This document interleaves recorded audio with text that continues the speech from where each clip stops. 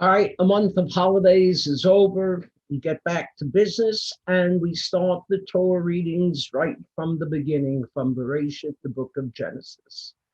But before we get to that, I want to resolve an important issue in my mind.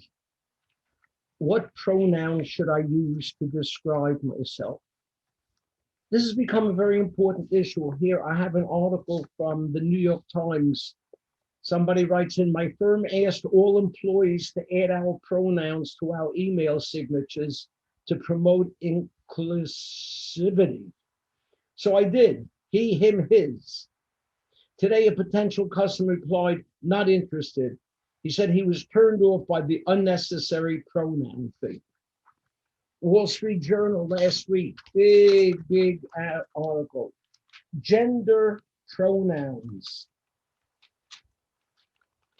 To add or not to add, it is becoming a question at work. This is a serious question. It has to do with identifying oneself and an important issue in our time. So I gave some thought to perhaps under my name now adding some form of gender identification. So I look for the right word to describe me. I find out that Facebook says there are over 50 words that can be used as part of gender identification. Agender, androgynous, bigender, cisgender, cis female, cis male. FTM, female to male, gender fluid, gender variant, gender queer, male to female, neither, non-binary, other, pangender, trans, trans female, trans male, trans person, trans woman, trans feminine, transgender, transgender man, transgender woman, trans masculine, transsexual, transsexual person, two spirit. I looked at these and I thought to myself, none of them quite captures who I am. No, I'm not making fun. It's a serious issue. It's a serious issue which the Jewish tradition took note of long time ago. You know where? In the Hebrew language, God created the world by Yom Elohim, and God said in the Hebrew language, and let me tell you something about the Hebrew language. In the Hebrew language, gender is very important. Unlike English, the grammar of the Hebrew language has gender differences in almost every sentence. Pronouns like you, they, and we change if you're referring to a male or a female. And so do the verbs. Let me give you a simple example. During Sukkot, we said we were celebrating a Yom Tov. Yom, day, Tov, good, a good day. During Rosh Hashanah, we were wishing each one a Shana Tova, a good year. In one case, we said Tov. In the other case, we said Tova. Same word, male and female, matching with Yom, which is male, and Shana, which is female. Let me tell you someone else who takes note of male and female. God.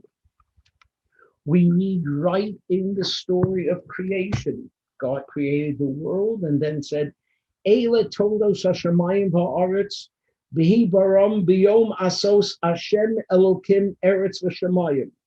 These are the products of the heaven and earth when they were crafted in the day that Hashem Elokim made earth and heaven. What's with this Hashem, Yud K, Vav K, and Elokim?